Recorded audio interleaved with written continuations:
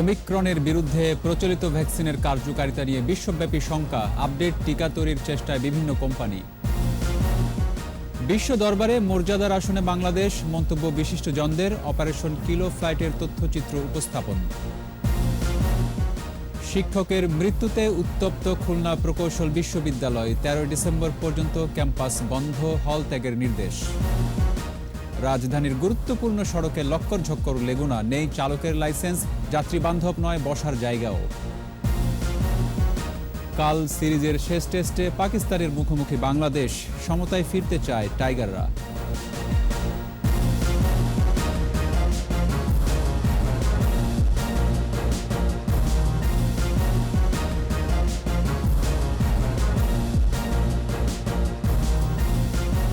শুনছিলেন first security ইসলামী bank limited সংবাদ শিরোনাম। আমন্ত্রণ সন্ধ্যা 7:21 সংবাদে, সাথে আছি রক্তিম ত্রিপুরা। দর্শক, 21 টেলিভিশনের সংবাদ একই সাথে সরাসরি দেখতে পাবেন আমাদের ফেসবুক পেজ www.facebook.com/2124 অনলাইনে। এছাড়া সংবাদে আরও থাকছে। 20 মাস পর খুলে দেয়া হলো বঙ্গবন্ধু জাদুঘর, সব বয়সী মানুষের ভিড়।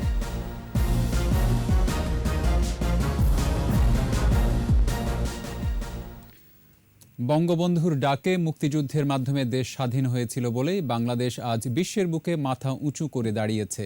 মাথা পিছু আয়েও পাকিস্তান ভারতকে ছাড়িয়ে গেছে বাংলাদেশ। অপারেশন কিলো ফ্লাইটের তথ্যচিত্র উপস্থাপন অনুষ্ঠানে এসব কথা বলেন বক্তারা। মানিক শিকদারের রিপোর্ট। নতুন প্রজন্মের কাছে মুক্তিযুদ্ধের ইতিহাস তুলে ধরতে মুক্তিযুদ্ধ জাদুঘরের এই আয়োজন। ঐতিহাসিক বিমান ও হেলিকপ্টারের সামনে দাঁড়িয়ে মুক্তিযোদ্ধারা তুলে ধরলেন তাদের যুদ্ধদিনের কথা। এর আগে আলোচনায় অপারেশন কিলো ফ্লাইটের তথ্যচিত্র উপস্থাপন করা হয়। 1971 সালের 28 সেপ্টেম্বর জন্ম নেয় বাংলাদেশ বিমান বাহিনী। 3 ডিসেম্বর অপারেশন কিলো ফ্লাইটের পটভূমি ও ইতিহাস তুলে ধরেন আকাশপথের বিমান সেনারা। ইভালুয়েট করার জন্য যে মুক্তিবাহিনীকে করা যায় কিনা, কয়জন পাইলট অ্যাভেলেবল, সব হিসেব করার জন্য ওরা একটা ইভ্যালুয়েশন কমিটি করছিল। এই অপারেশনের পরেই পাকিস্তানি সেনাবাহিনীর মনোবল ভেঙে যায়, ত্বরান্বিত হয় বাংলাদেশের স্বাধীনতা। India had the capacity to attack Pakistan first. ওরা বললে আমরা এতটুকু কষ্ট করেছি, আরেকটু অপেক্ষা করি। এই ধৈর্য, ইট ওয়াজ এ গেম অফ পেশেন্স। এই পেশেন্সে পাকিস্তান আর ধৈর্য রাখতে পারল না। স্বাধীনতার 50 বছরে বিভিন্ন সময় মুক্তিযুদ্ধের ইতিহাস বিকৃত হয়েছে, তুলে ধরার আহ্বান বক্তাদের। এগুলোকে আমরা আসলে একটা ফিকশনাইজ গল্পে আনতে পারি। আমাদের এই মুক্তিযুদ্ধের কথাগুলো আসা দরকার এবং এটার মধ্যে সব কিছুই আছে। বিশ্ব দরবারে বাংলাদেশ আজ মর্যাদার আসনে বলেও মন্তব্য করেন তারা। তার আগেই বঙ্গবন্ধু কিন্তু দেশটাকে তৈরি করছে। মানিক শিকদার, 21 টেলিভিশন, ঢাকা। 71-এর এই দিনে প্রথমবারের মতো পাকিস্তানি বাহিনীর উপর বিমান হামলা চালায় বাংলাদেশের বিমান সেনারা। ভারতের দেয়া 3টি বেসামরিক বিমানকে সংযোজন বিয়োজন করে যুদ্ধক্ষেত্রে ব্যবহারের উপযোগী করা হয়। চট্টগ্রাম এবং নারায়ণগঞ্জে চালানো হয় প্রথম আক্রমণ। ভারতের ডিমাপুর থেকে পরিচালিত হয় কিলো ফ্লাইট নামে এই অভিযান। মাহমুদ হাসানের রিপোর্ট। 1971 সালের 28 সেপ্টেম্বর গঠন হয় বাংলাদেশ বিমান বাহিনী। 9 বাঙালি বৈমানিক এবং 47 জন বিমান সেনা নিয়ে শুরু হয় পথচলা। বাহিনীতে ছিল ভারতের দেয়া বেসামরিক বিমান। একটা হেলিকপ্টার পেয়েছি, অ্যালবেট 3 হেলিকপ্টার, একটা অটার এয়ারক্রাফট আর একটা DC-3 aircraft. DC-3 has been gifted by one of the Maharaja of India, আর বাকি দুটো given by the Indian Air Force। বিমান বাহিনীর প্রধান গ্রুপ ক্যাপ্টেন AK খন্দকারের ইংরেজি অধ্যাক্ষর দিয়ে নামকরণ হয় কিলো ফ্লাইট। অধিনায়ক মনোনীত হন স্কোয়াড্রন লিডার সুলতান মাহমুদ। ডিমাপুর একটা হিলি স্টেশন নাগাল্যান্ডে, এবং সেটা কিন্তু World War II-তে কিছুটা ইউজ করা হয়েছিল। তারপরে ইট ওয়াজ একদমই ব্যারেন হিসেবে রেখে দিয়েছিল। ইট ওয়াজ ভেরি ডেঞ্জারাস, কারণ ওখানে লাইট বলতে কিছু ছিল না। হারিকেন দিয়ে মার্ক করে আমরা ওইটাকে ইউজ করবো as markers for indicating the runway and everything. Flight lieutenant Shamsul Alam এবং ক্যাপ্টেন আকরাম আহমেদ অর্টার বিমান নিয়ে চট্টগ্রাম বন্দরে তেলবাহী জাহাজে হামলা চালান। আর এলওয়েড 3 হেলিকপ্টার নিয়ে স্কোয়াড্রন লিডার সুলতান মাহমুদ এবং ফ্লাইং অফিসার বদরুল আলম নারায়ণগঞ্জের গোদানাইল তেল ডিপোর উপর আক্রমণ পরিচালনা করেন। নদীর মোড় কিংবা একটা লঞ্চ ঘাট এরকম দেখে দেখে ধরে ধরে এখানে আসলাম ফতুল্লা টার্গেটে। ফতুল্লা টার্গেট একদম হিট করলাম on target, there was no problem on that. Petrol ছিল ন্যাচারালি, যেইভাবে পেট্রোলগুলো উঠলো ওইটা দিয়ে সব পুরা এরিয়া দেখা গেল, বোঝা গেল, কারণ এর আগে তো সব অন্ধকার ছিল।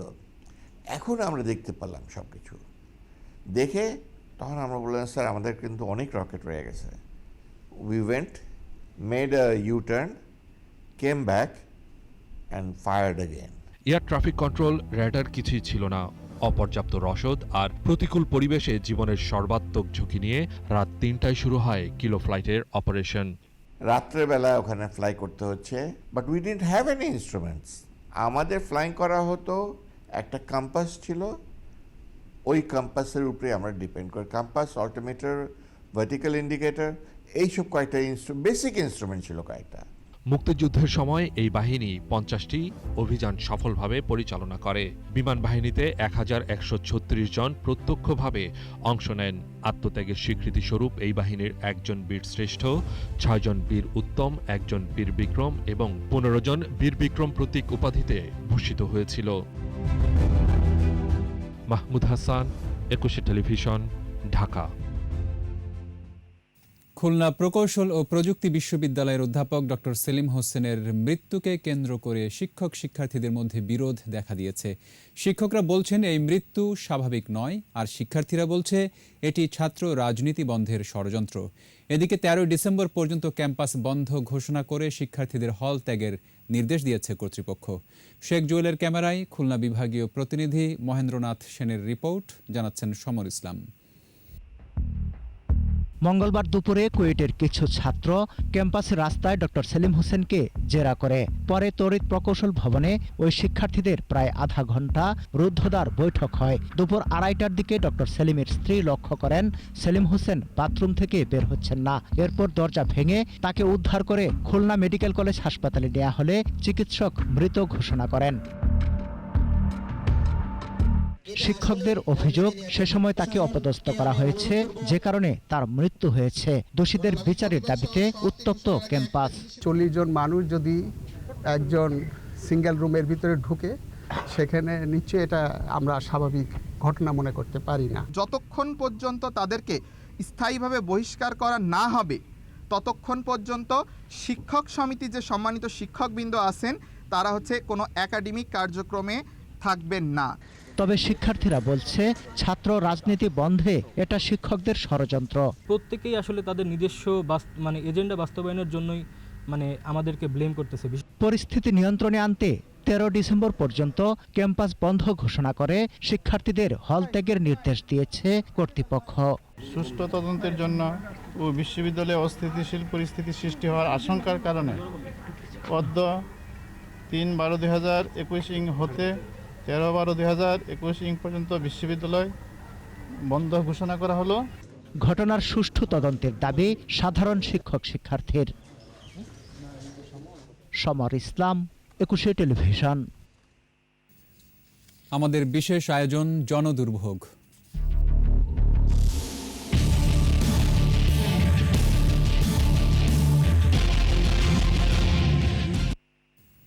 লক্কর ঝক্কর লেগুনা চলছে রাজধানী জুড়ে।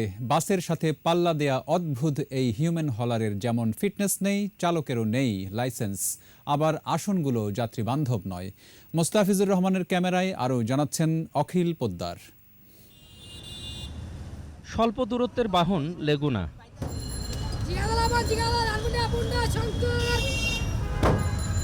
গাড়ির মাথা থেকে শেষ অবধি ছোপছাপ আর দাগে ভরপুর।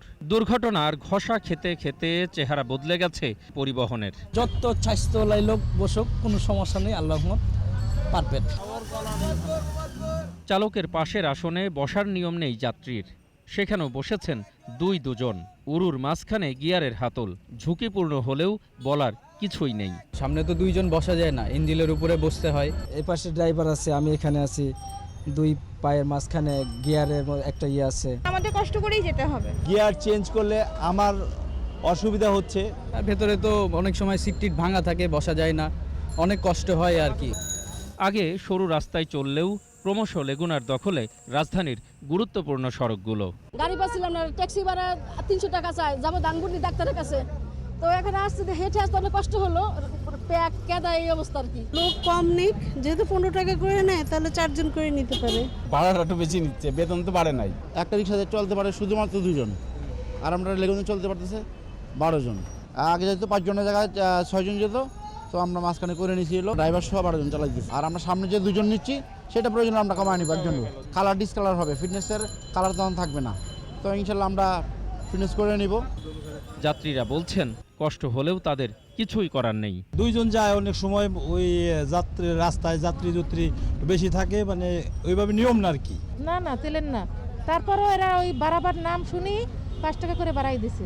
2 দিন উদ্যোগ থাকে, 3 দিনের দিন উদ্যোগ থাকে না। তো আমার মনে হয় না যে 2 দিনের জন্য উদ্যোগ নেওয়া উচিত। রাজধানী জুড়ে প্রতিদিন যেসব লেগুনা চলছে তার একটিও জনবান্ধব নয়। প্রিয় দর্শক, আপনার চারপাশে নানা সমস্যা আর ভোগান্তির চিত্র তুলে ধরবে 21শে টেলিভিশন। এসব তথ্য জানাতে ফোন করুন, এই নম্বরে পৌঁছে যাব। আমি অখিল পোদ্দার, আর 21শে টেলিভিশনের ক্যামেরা আপনাদের দুর্ভোগ দুর্দশায় সবসময় পাশে আছে। 21শে টেলিভিশন। নিচ্ছি সংবাদ বিরতি, যখন ফিরছি তখন অন্যান্য খবরের সঙ্গে আরও থাকছে। 10 কোটির বেশি মানুষ ব্যবহার করছে ইন্টারনেট, ফাইবার অপটিক্যাল কেবলে যুক্ত গ্রামীণ জনপদ। 8% প্রতিবন্ধী শিশু পাচ্ছে শিক্ষার আলো, উচ্চশিক্ষা নিশ্চিতে সিলেবাস সংক্ষিপ্তের চিন্তাভাবনা। আমন্ত্রণ আবারও সন্ধ্যা 7টার 21 সংবাদে। উন্নত চিকিৎসার জন্য বেগম খালেদা জিয়াকে বিদেশে যেতে দিতে আইন নয়, সরকারই বড় বাধা বলে মন্তব্য করেছেন বিএনপি মহাসচিব মির্জা ফখরুল ইসলাম আলমগীর। জাতীয় প্রেস ক্লাবের সামনে কৃষক দলের সমাবেশে তিনি বলেন, খালেদা জিয়ার পরিপাকতন্ত্রে রক্তক্ষরণ বন্ধ না করা গেলে তাকে বাঁচানো সম্ভব নয়, আর এজন্যই তাকে বিদেশে চিকিৎসা করাতে হবে। ফখরুল বলেন, একজন নাগরিক হিসেবে চিকিৎসা পাওয়া খালেদা জিয়ার মৌলিক অধিকার, তাই চিকিৎসার জন্য তাকে দ্রুত বিদেশে যাওয়ার অনুমতির দাবি জানান বিএনপি মহাসচিব।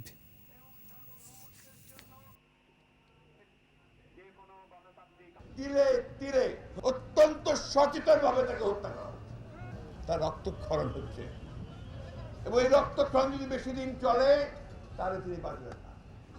তার যে রোগ হয়েছে আপনারা শুনেছেন, লিভার সিরোসিস, এই রোগ মারাত্মক রোগ, এবং এই রোগের চিকিৎসা আমাদের দেশে সেইভাবে নাই। একমাত্র আমেরিকা, ইংল্যান্ড এবং জার্মানিতে এই রোগের চিকিৎসা ভালো হয়। সরকার উচ্চশিক্ষায় শিক্ষিতদের বেকার রাখতে চায় না, দক্ষ মানব সম্পদে পরিণত করতে চায় বলে মন্তব্য করেছেন শিক্ষামন্ত্রী ডাক্তার দীপু মনি। রাজশাহী বিশ্ববিদ্যালয়ের সাবাস বাংলাদেশ চত্বরে জাতির পিতা বঙ্গবন্ধু শেখ মুজিবুর রহমানের জন্মশতবার্ষিকী এবং স্বাধীনতার সুবর্ণ জয়ন্তী উপলক্ষে আয়োজিত সাংস্কৃতিক উৎসবের উদ্বোধনী আলোচনা সভায় তিনি এসব কথা বলেন। তিনি বলেন, সময়ের সাথে খাপ খাওয়াতে শিক্ষা পদ্ধতি ও কারিকুলাম পরিবর্তন করার কাজ চলছে। সাংস্কৃতিক উৎসব আজ থেকে শুরু হয়ে চলবে আগামী রোববার পর্যন্ত। দ্বিতীয় দফায় চলবে 11 ডিসেম্বর থেকে 14 ডিসেম্বর পর্যন্ত।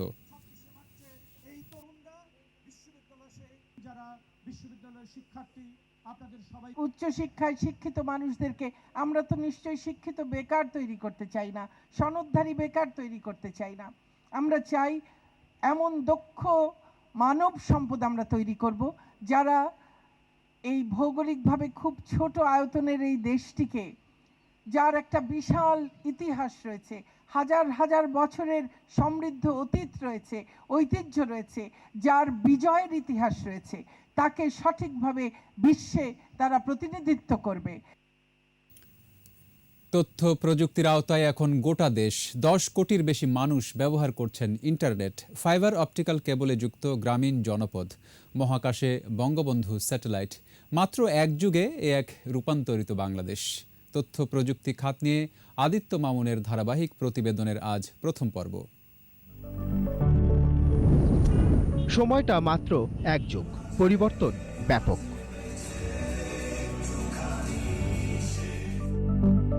তথ্য ও যোগাযোগ প্রযুক্তির কল্যাণে গোটা বিশ্বই এখন বাঙালির হাতের মুঠোয়। বাংলাদেশ এখন সত্যি ডিজিটাল।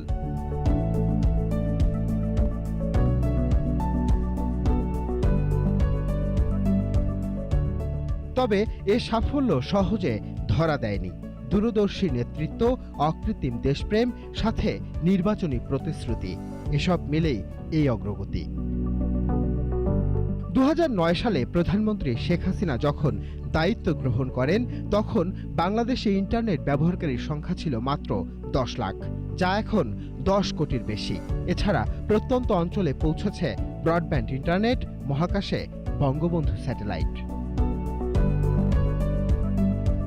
মানুষের তথ্য অধিকার নিশ্চিত করতে সরকার 51,000-এরও বেশি সরকারি ওয়েবসাইট নিয়ে তৈরি করেছে জাতীয় তথ্য বাতায়ন। কৃষকদের সেবায় সরকার চালু করেছে কৃষি বাতায়ন ও কৃষক বন্ধু কল সেন্টার। প্রচলিত ই কমার্সের বাইরে প্রায় 20,000 ফেসবুক পেজে কেনাকাটা চলছে, যার মধ্যে 12,000 পেজ চালাচ্ছেন নারী উদ্যোক্তারা। প্রতিদিন মোবাইল ফোনে অর্থ লেনদেন করছেন লাখো মানুষ। আমাদের টার্গেট হচ্ছে 25 সালের মধ্যে আমরা হার্ডওয়্যার, সফটওয়্যার এবং সার্ভিস সেক্টর মিলিয়ে আমরা $5 বিলিয়ন রপ্তানি আয় করতে পারবো। এবং এখন যে 20 লক্ষ তরুণ তরুণী কর্মসংস্থান গত 12 বছরে হয়েছে, সেটাকে বৃদ্ধি করে আমরা 30 লক্ষে উন্নীত করতে পারবো। বিপদে আপদে জাতীয় হেল্পলাইন 333-তে ফোন করলে মিলছে কাঙ্ক্ষিত সেবা। ঘটনাস্থলে হাজির হচ্ছেন সংশ্লিষ্ট দপ্তরের কর্মীরা। গত এক যুগে সারা দেশে বসেছে 8,000-এর বেশি ডিজিটাল সেন্টার, গড়ে উঠেছে 39টি হাইটেক ও সফটওয়্যার টেকনোলজি পার্ক। প্রযুক্তি ও উদ্ভাবনী কাজে সম্পৃক্ত হচ্ছে তরুণ প্রজন্ম।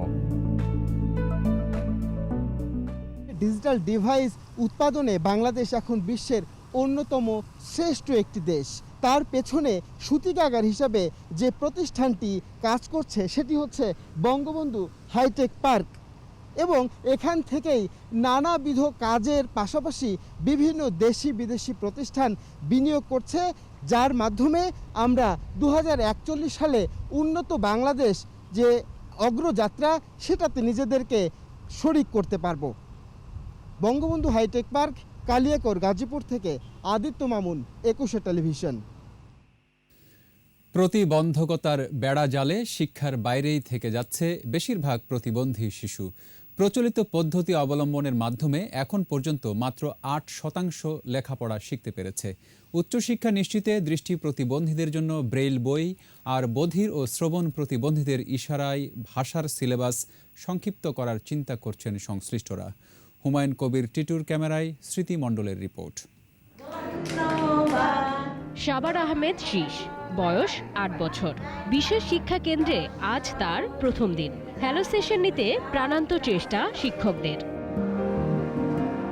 বিশেষ চাহিদা সম্পন্ন শিশুদের পড়ালেখা অন্যদের মতো সহজ নয়। বিভিন্ন পদ্ধতিতে তাদের শেখাতে হয়। প্রয়োজন ধৈর্য আর সহিষ্ণুতার। এই বাচ্চাদের নিয়ে রাস্তাঘাটে চলাফেরায় ভীষণ কষ্ট হয়, তবু কষ্ট সহ্য করে আমরা এখানে আসছি। 1.5 বছর করোনার ছুটি ছিল, এই দীর্ঘ ছুটিতে সেই উন্নতিটা আরও পিছনে চলে গেছে। দৃষ্টি প্রতিবন্ধীরা ব্রেল আর বধির ও শ্রবণ প্রতিবন্ধীরা ইশারা ভাষার মাধ্যমে রপ্ত করে পাঠ্য বইয়ের ভাষা।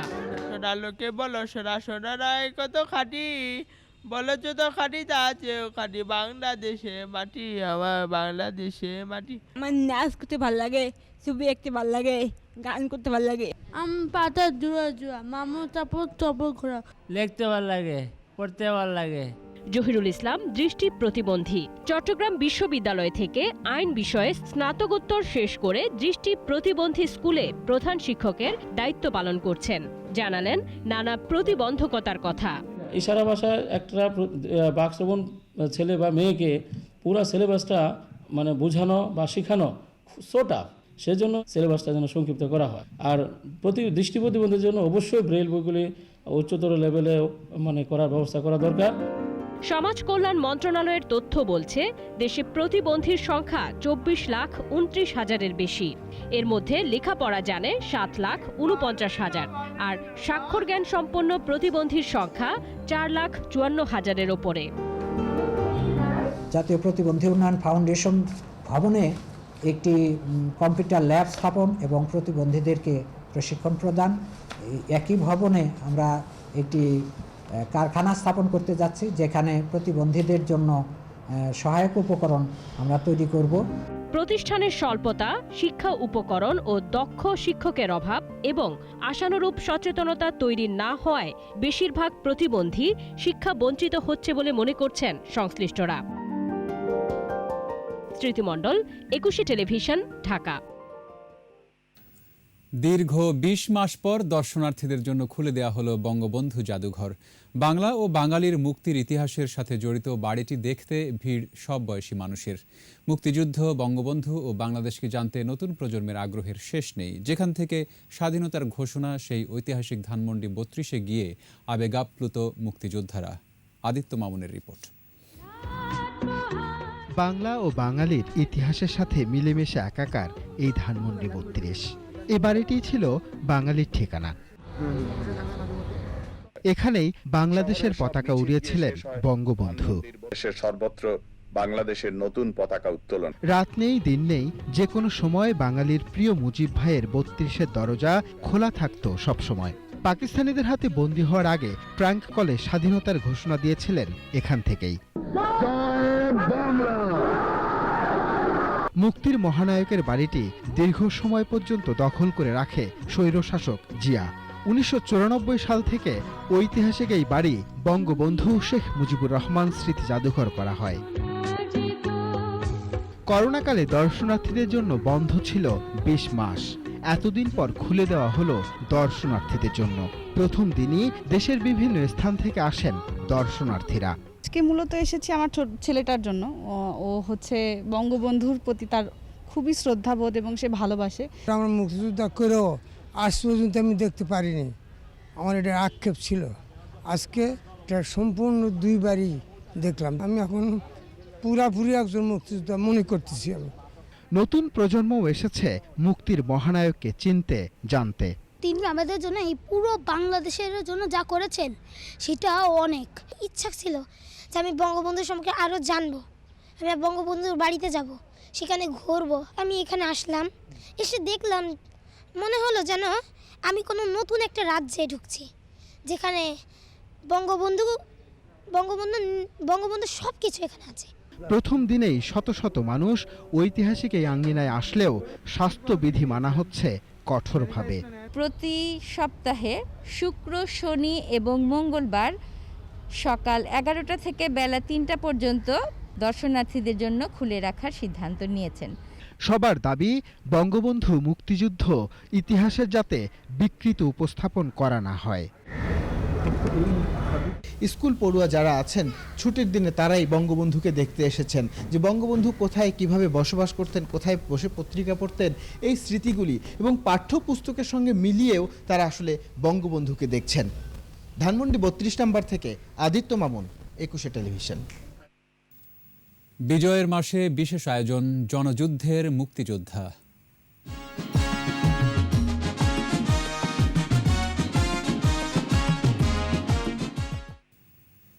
একাত্তরের মুক্তিযুদ্ধ বাঙালি জাতির অনন্য স্মারক। আগুন ঝরা সেসব দিন রাত্রির কথা মেহেরপুরের বীর মুক্তিযোদ্ধা শেখ মহিরুদ্দিনের কাছ থেকে তুলে এনেছেন প্রতিনিধি ফারুক হোসেন।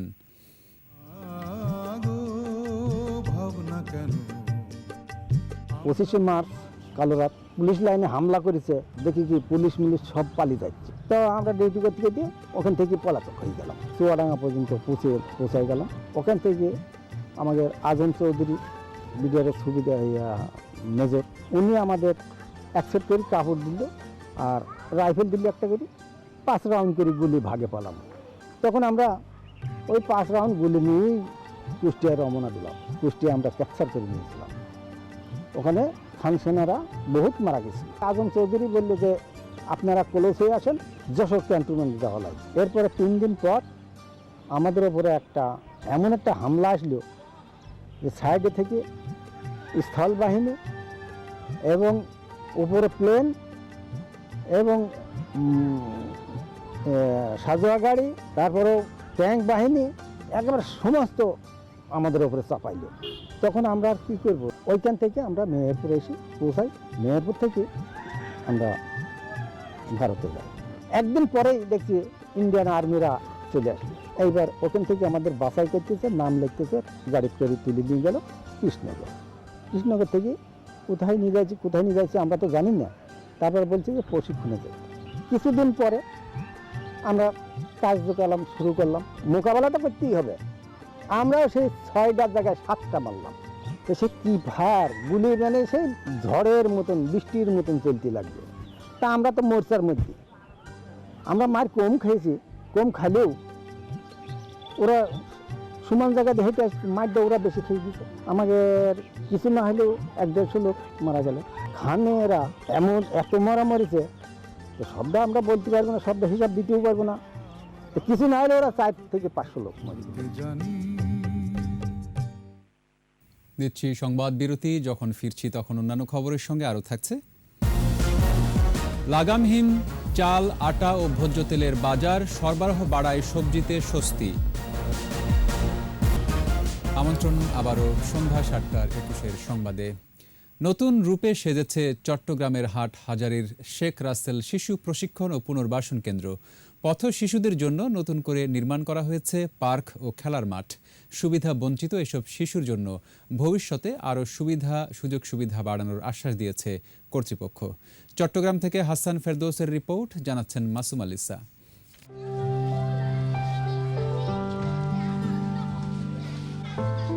একটি শিশুও রাস্তায় ঘুমাবে না, একটি শিশুও মানবেতর জীবনযাপন করবে না। প্রধানমন্ত্রীর এমন ঘোষণা বাস্তবায়নে চট্টগ্রামের হাটহাজারীতে গড়ে ওঠা শেখ রাসেল প্রশিক্ষণ ও পুনর্বাসন কেন্দ্র সেজেছে নতুন সাজে। পথ শিশুদের জন্য নির্মাণ করা হয়েছে পার্ক ও খেলার মাঠ, বাড়ানো হয়েছে সুযোগ সুবিধা, খেলাধুলার নতুন সরঞ্জাম এবং কেন্দ্রের আধুনিকায়নে খুশি সুবিধাবঞ্চিত শিশুরা। আগে খেলাধুলা ছিল না, এখন খেলাধুলা আমরা পাচ্ছি। আমাদের এখন অনেক আনন্দ লাগতেছে, অনেক ভালো লাগতেছে। এখন মাঠটা অনেক ভালো করে তৈরি করা হয়েছে এবং আমাদের অনেক খেলতে ভালো লাগে। শেখ রাসেল শিশু প্রশিক্ষণ ও পুনর্বাসন কেন্দ্রের মাধ্যমে সুবিধাবঞ্চিত শিশুরা যাতে দক্ষ হয়ে গড়ে উঠতে পারে সে লক্ষ্যে কাজ চলছে বলে জানান কর্মকর্তারা। বর্তমানে কেন্দ্রটিতে 206 জন শিশু কিশোরকে বিভিন্ন বিষয়ে প্রশিক্ষণ দেওয়া হচ্ছে। অবহেলিত, নির্যাতিত, নিপীড়িত শিশুরা আছে, তাদেরকে আমরা খেলাধুলা দিই, বিনোদন দিই, লেখাপড়া শিখাই। আর শিশুরা আজকে খেলাধুলা করার জন্য একটি সুন্দর পরিবেশ পেয়েছে। শেখ রাসেল শিশু প্রশিক্ষণ ও পুনর্বাসন কেন্দ্র আধুনিকায়নের পাশাপাশি শিশুদের জন্য সব ধরনের সহায়তার কথা জানান প্রতিষ্ঠানটির উদ্যোক্তা। আমি আমার চাকরির ধারাবাহিকতা এখান থেকে বদলি হওয়ার মতো চলে যাই, কিন্তু এই কেন্দ্রের সাথে আমার নিবিড় সম্পর্ক রয়েছে, আত্মীয় সম্পর্ক রয়েছে। আমি প্রায় এই কেন্দ্র ভিজিট করি এবং এখানে এসে এখানকার বাচ্চাদের সাথে আমি কিছুটা সময় কাটাই। 2012 সালে চট্টগ্রামের হাটহাজারীতে স্থাপন করা হয় শেখ রাসেল শিশু প্রশিক্ষণ ও পুনর্বাসন কেন্দ্র। এ পর্যন্ত 852 জন ছেলে এবং 567 জন মেয়ে শিশুকে বিভিন্ন ধরনের প্রশিক্ষণ দিয়ে তাদের পরিবারের সাথে সম্পৃক্ত করা হয়েছে। মাসুম আলিসা, 21 টেলিভিশন। এবার আমাদের বিশেষ আয়োজন সফল বাংলা।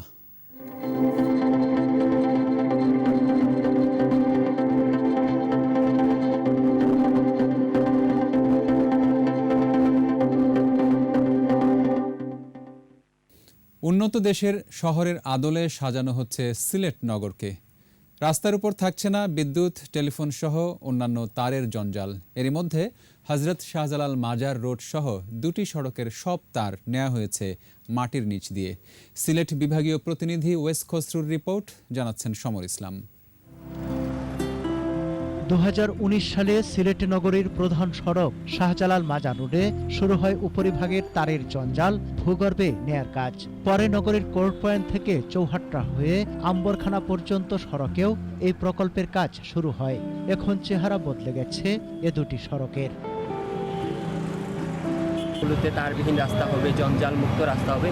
এইভাবে বাকি যে কাজগুলো রয়েছে তা যেন অতি দ্রুত সম্পন্ন হয়। জনগণের হৃদয়ের সেই বাসনাকে তিনি উপলব্ধি করতে পারেন বলেই কিন্তু তার মাধ্যমে এই প্রকল্পগুলো, তার সহযোগিতায় প্রকল্পগুলো বাস্তবায়িত হচ্ছে। প্রকল্পের কাজে খুশি সুধী সমাজও। জানান, গোটা নগরী এ প্রকল্পের আওতায় নিয়ে আসলে সুফল পাবে বাসিন্দারা। সিলেট মহানগরীর ইলেকট্রিক লাইন থেকে শুরু করে ইন্টারনেট, ডিশের কেবল, টেলিফোন লাইন, এই সমস্ত লাইন আন্ডারগ্রাউন্ড দিয়ে নেওয়া হচ্ছে। এটা অবশ্যই পজিটিভলি আমরা দেখি। এখন আরও 11 সড়কে এই প্রকল্প গ্রহণের লক্ষ্যে প্রস্তাব দেয় সিটি কর্পোরেশন। পররাষ্ট্রমন্ত্রী ডক্টর এ.কে আব্দুল মোমেনের সহযোগিতায় সে প্রকল্পেও সাড়া মিলেছে বলে জানান সিটি মেয়র। রাস্তার দুদিকে পাইপলাইন, পানি লাইন চলে গেল, যাতে রাস্তা ক্রস করে কাটতে না হয়। ড্রাই সিজনটা আসার পরে নভেম্বর ডিসেম্বর হইতে তো ইনশাআল্লাহ সিলেট শহরের কোনো রাস্তাই এইভাবে পড়বে। এই প্রকল্পের জন্য এরই মধ্যে সিটি কর্পোরেশনের পক্ষ থেকে বেশ কিছু কাজ এগিয়ে রাখা হয়েছে। সমর ইসলাম, 21 টেলিভিশন।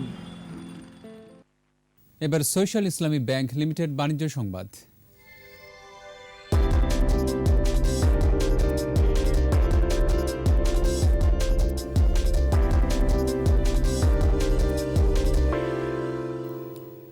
সপ্তাহের ব্যবধানে আরেক দফা বাড়ল চাল, আটা, ময়দা, ভোজ্য তেলের দাম।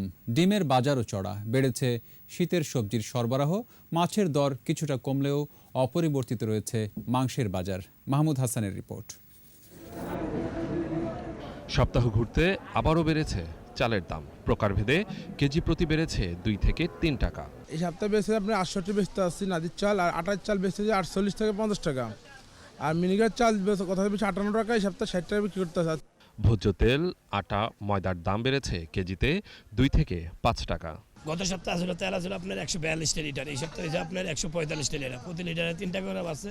ময়দার প্যাকেট আসলে এতদিন আসলে 92 টাকা, আমরা 95 টাকা বেচছি। ওখানে ময়দা এসে 98, 97 টাকা না কিনা 100 টাকা বিক্রি। ডিমের দাম ডজনে বেড়েছে 5 টাকা। আজকে লাল ডিম ছড়ছে 95 টাকা দর্জন, গতকালকে ছিল 90 টাকা। তবে স্বস্তি সবজির বাজারে। পর্যাপ্ত সরবরাহ থাকায় দাম কমছে। করলা আছে 50 থেকে 60 কেজি, লাউ একটা বেশি 50 টাকা, আবার বেগুন বেশি 40 টাকা, এডি বেশি 50 টাকা, সিম বেশি 40 টাকা 50 টাকা। নতুন পেঁয়াজ আসায় কমেছে পেঁয়াজের ঝাঁজ। ইলিশ বিক্রি হচ্ছে কেজি প্রতি 800 থেকে 1100 টাকায়। দাম কমেছে অন্যান্য মাছেরও। 1 কেজির উপরে যে বড় করে এটি বিক্রি করছে আপনার 1100 থেকে 1000 টাকা কেজি, আর 1 কেজির নিচে যেটি এটি বেচতেছে আপনার 900 টাকা। বাটা মাছ হচ্ছে 180 টাকা, পুঁটি 160 টাকা, রুই মাছ 200 টাকা, বড়ডি আছে 250 টাকা, কাতলা মাছ 200 টাকা। আগের দামে বিক্রি হচ্ছে সব ধরনের মাংস। খাসির মাংস বর্তমান বাজারে 900 টাকা কেজি বিক্রি হচ্ছে। হলো আপনার 260 টাকা, আর ব্রয়লার হচ্ছে 150 টাকা। মাহমুদ হাসান, 21 টেলিভিশন, ঢাকা। আমাদের এবারের আয়োজন বিজয় চিহ্ন।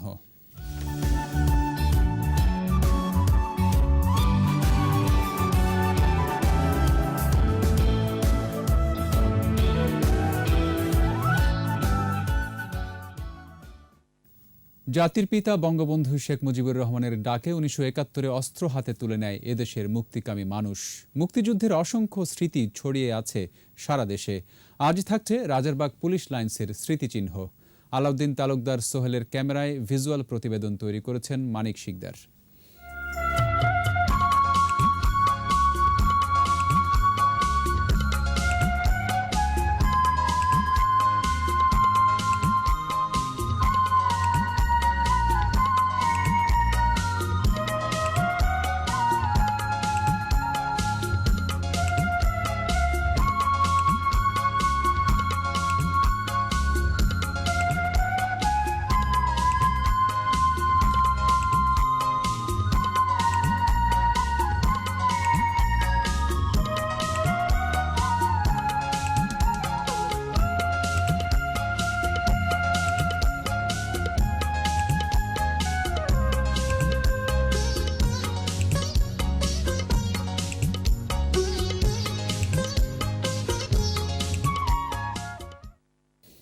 আর এরই সাথে শেষ করছি সন্ধ্যা 7:21 সংবাদ। যাওয়ার আগে ফার্স্ট সিকিউরিটি ইসলামী ব্যাংক লিমিটেড সংবাদ শিরোনামগুলো আরও একবার।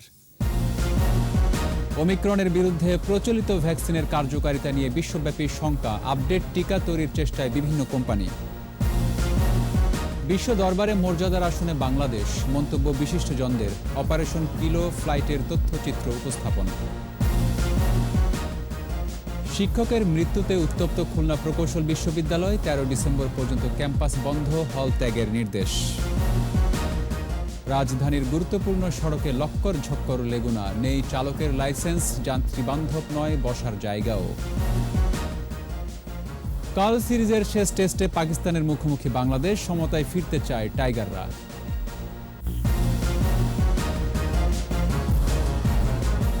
সর্বশেষ খবর জানতে ডায়াল করুন 2021 নম্বরে আর ভিজিট করুন ekushe-tv.com ওয়েবসাইটে। এছাড়া ফেসবুকে লগ ইন করতে পারেন facebook.com/ekushe24 অনলাইনে।